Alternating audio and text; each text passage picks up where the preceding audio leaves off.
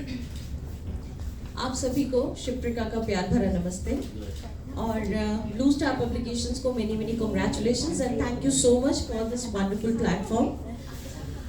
शिप्रिका Saxena Acharya, this is my complete name. तो generally लोग पूछते हैं कि खुद का नाम इतना बड़ा है, उसके बाद सरनेम इतना बड़ा है और आखिर का सरनेम भी इतना बड़ा है, तो इतने लंबे नाम की वजह क्या है?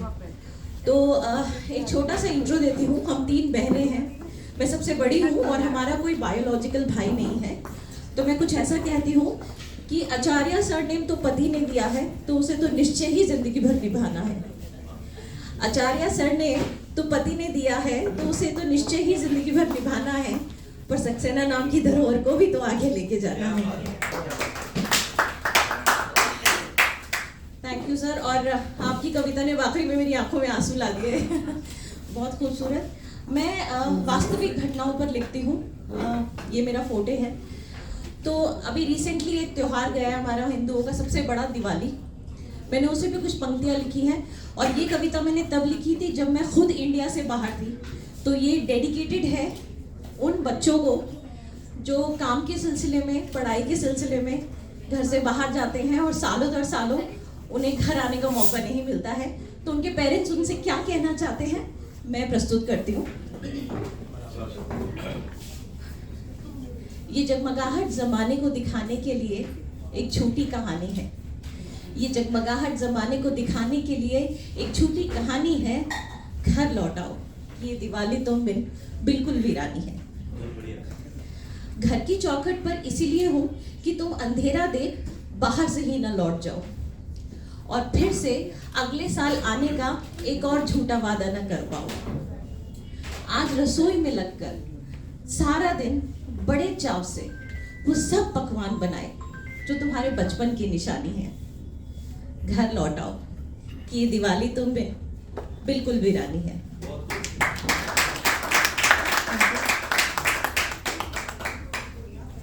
फोन गॉड ऑफ, जितना याद है मैं उतना सुनाती हूँ। आ जाओ कि तुम्हारी उंगलियां पकड़कर चलना सिखाने वाली हड्डियां अब बुढ़ा चुकी हैं। आ जाओ कि तुम्हारी उंगलियां पकड़कर चलना सिखाने वाली हड्डियां अब बुढ़ा चुकी हैं। जिन आंखों ने ये दुनिया तुम्हें दिखाई, वो नजरें अब धुंधला चुकी हैं। बहुत सुंदर, बहुत सुंदर। आ जाओ कि तुम्हारी उंगलियां पकड़कर चलना सिखाने वाली हड्डियां अब बुढ़ा चुकी हैं। जिन आंखों ने ये दुनिया तुम्हें दिखाई, वो नजरें अब धुंधला चुकी हैं। मेरे नाती पोतों से ये बात कहने में कहीं देर ना हो जाए कि चलो इस साल चले वहां जहां रहती तुम्हारी दादी या नानी है। मेरे नाती पोतों से ये बात कहने में कहीं देर ना हो जाए कि चलो इस साल चले वहां जहां रहती तुम्हारी दादी या नानी है। घर लौटाओ कि ये दिवाली तुम बिन बिल्कुल वीरानी है। मैं याद कर रही हूँ, बीच बीच में फोन ही ऑफ हो गया। छोटा सा ही ख्वाब था मेरा कि तुम बहुत काबिल बनो, पर ये क्या, तुम तो मेरे हाथों की लकीरों से निकलकर काफी बड़े हो गए। तुम्हारा ओहदा, तुम्हारी मसरूफियत जैसे मेरे और तुम्हारे बीच दीवार बनकर खड़े हो गए। खुद अपनों से ही दूर हो जाओ, खुद अपनों से ही दूर हो जाओ, क्यों इतना ऊंचा उड़ने की ठानी है। घर लौटाओ कि ये दिवाली तुम बिन बिल्कुल वीरानी है।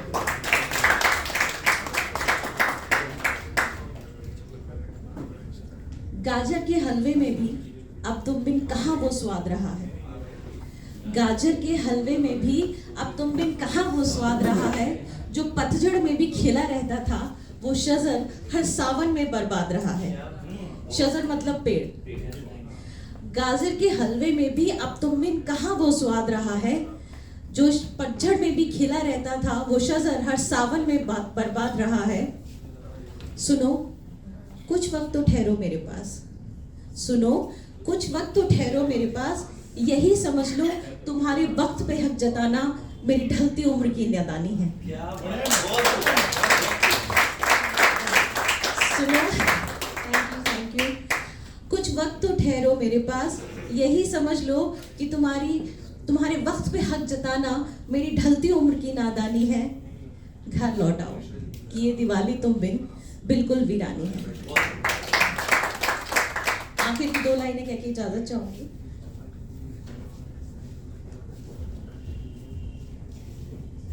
सॉरी।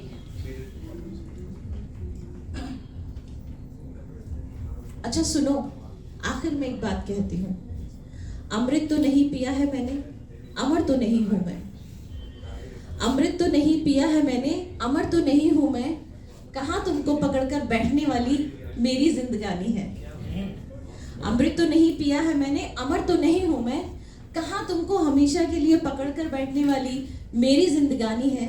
शम से जिंदगी ढल जाए उससे पहले ही लौट आओ कि ये दिवाली तुम बिन बिल्कुल भी नहीं।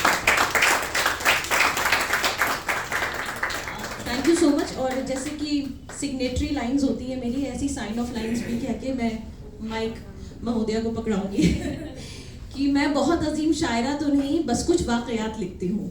मैं बहुत अजीम शायरा तो नहीं, बस कुछ वाकयात लिखती हूँ।